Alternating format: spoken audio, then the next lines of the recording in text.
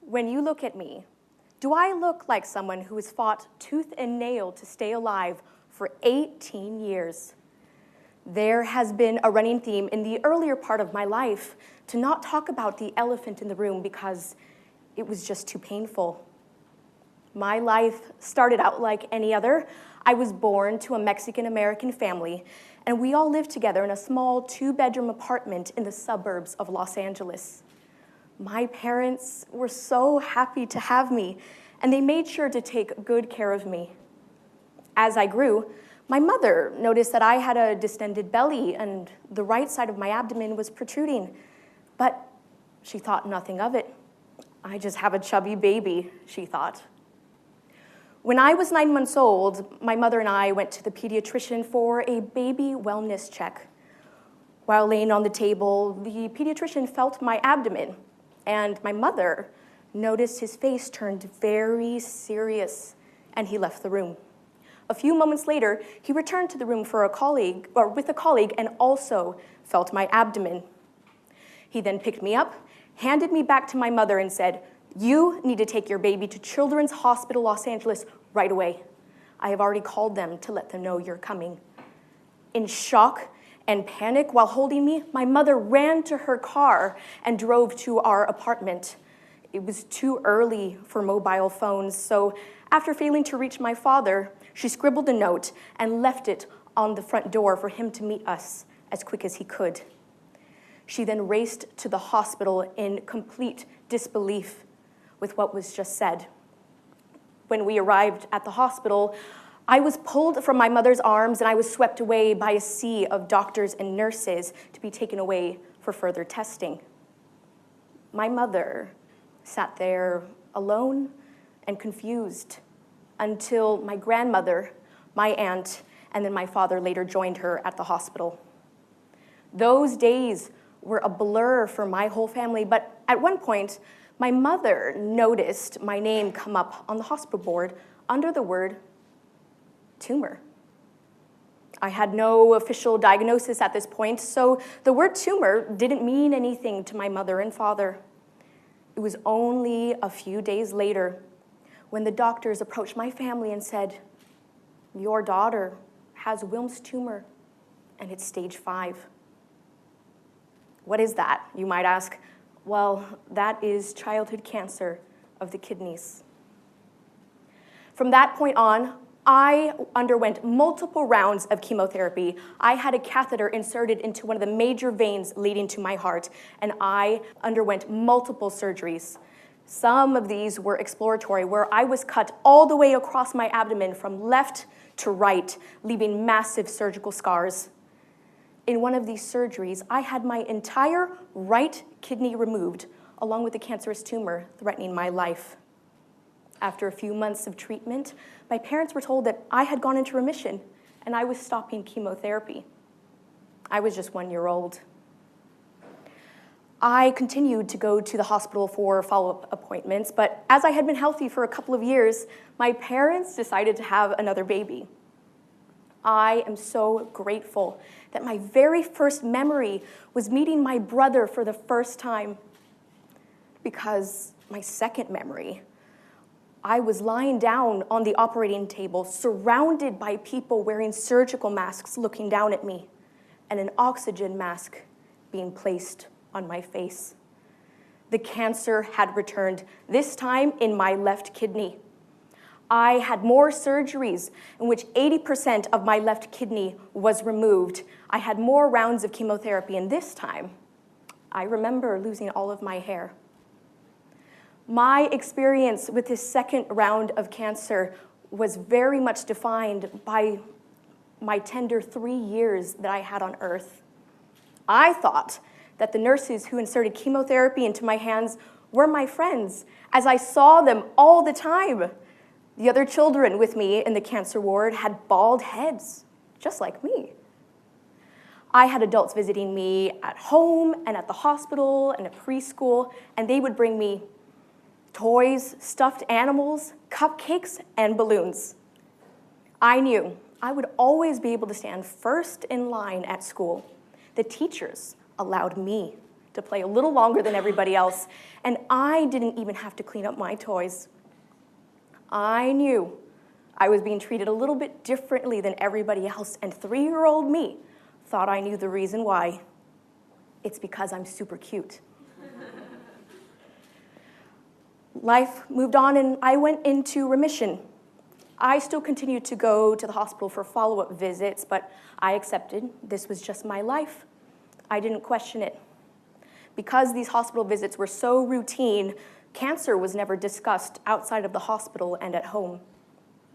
I was about to enter high school when my parents and I had a meeting with my doctor to discuss a kidney transplant. I didn't understand. I was 14, and I felt pretty good. I was thin all over, but I was still okay. I was told I was anemic, and that got me out of physical education, which I was definitely okay with. But another surgery and more huge scars, I just can't. I went home that day and never discussed with my mother and father anything about what was talked about that day. 14-year-old me was already very self-conscious about my surgical scars, and I hated that I had to add medicine to my school routine in which some teachers felt comfortable asking me some very personal questions. I loved that I was thin because that was the beauty norm, but I buried and repressed the very idea that I was on my way to being added to the organ donation waiting list. I was about to enter some very important years where I wanted to be accepted by my peers, but my body was about to really start failing me once again. There is such a shortage of organ donors that to even be added onto the organ donation waiting list, you need to hit a threshold of organ failure, even if you have the early warning signs like I did. My parents were too old to donate to me, and my brother was too young. So I had to wait for a kidney. In the years that followed, I tried to keep up with my peers and play high school water polo, but I was the worst on the team. I had trouble paying attention, my brain became foggy, and I started to lose my capacity for learning. I had trouble standing up straight. I lost my appetite completely, so paying attention in class was impossible, and so was staying awake the whole day, and my grades plummeted in school. Because of my failing grades, I lost privileges, including being able to park close to my high school. And I remember my lungs heaving and my bones creaking as I struggled to climb the hill to my car. Why didn't I say anything? I didn't want to be different. I didn't want to have kidney failure. I didn't speak about what was happening to me because nobody could know. And if I did, then I would be admitting that this is my reality. I wanted to be like my peers and be like everybody else so badly. But I couldn't. Because I didn't speak about what was happening to me, and I didn't have the skills to cope, I rejected myself completely. And that allowed self-hatred to seep into my life. I hated myself, and I hated my body. The call for a kidney came when I was 18 years old, a month before I graduated from high school and just a few days before my senior prom. And I was terrified. My father raced home to collect me, and we drove to the hospital. But this time, I knew exactly what was happening to me, and I knew I was going to go into life-altering surgery. The nurse practitioner told me, "Lorraine, this is the best graduation present that you could ask for." But at the time, to me, it really didn't feel like it at all. I was going to miss my high school prom, and I wasn't going to be able to wear the beautiful dress that I had made for me, as the US size 0 was simply too big. Following the surgery and in the ICU, I remember tubes sticking out from different points of my body and looking at the clock and wondering what my school friends were doing. Where were they going to dinner? When were they arriving to our prom venue? And were they already dancing the night away as I stayed in that hospital bed?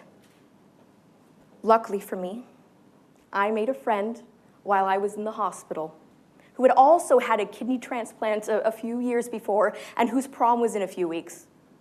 He asked me to go with him, and a few weeks later, we attended prom.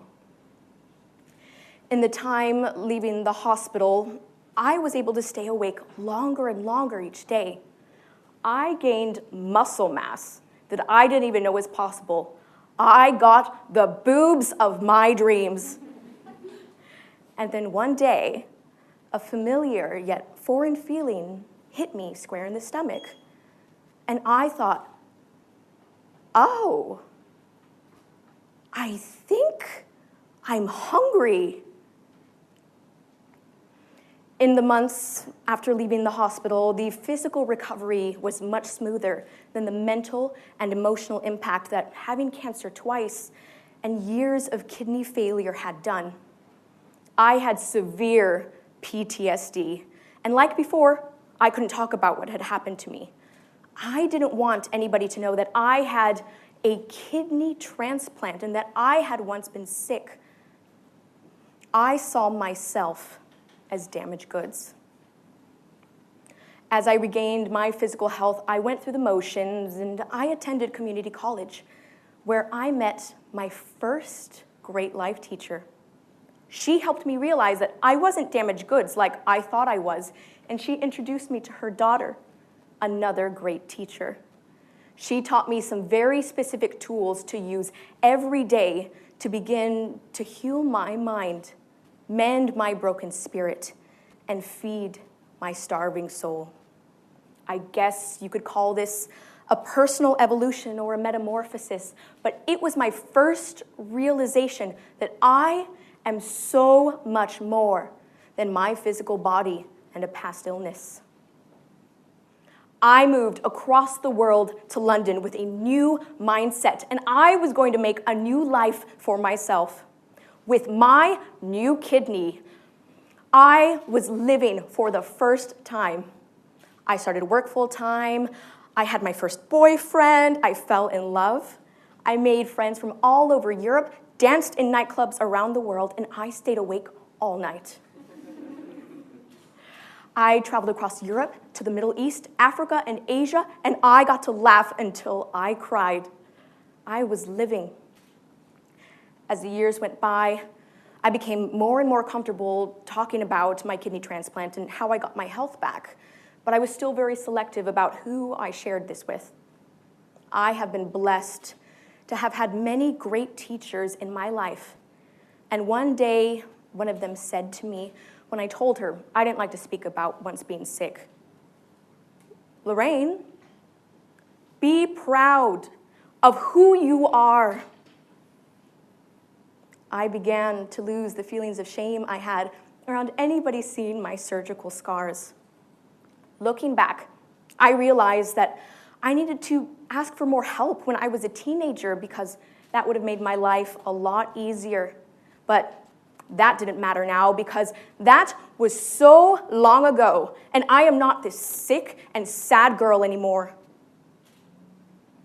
When I said this to a friend of mine, she said, "How painful it must be for young Lorraine, who was already feeling such rejection towards herself and what was happening to her, to also be rejected by her future self." That hit me like a truck. I got to know my body, and I got the vessel back that I needed to move through this physical life. And yet, I still wanted to run away from what had happened, and I wanted to forget.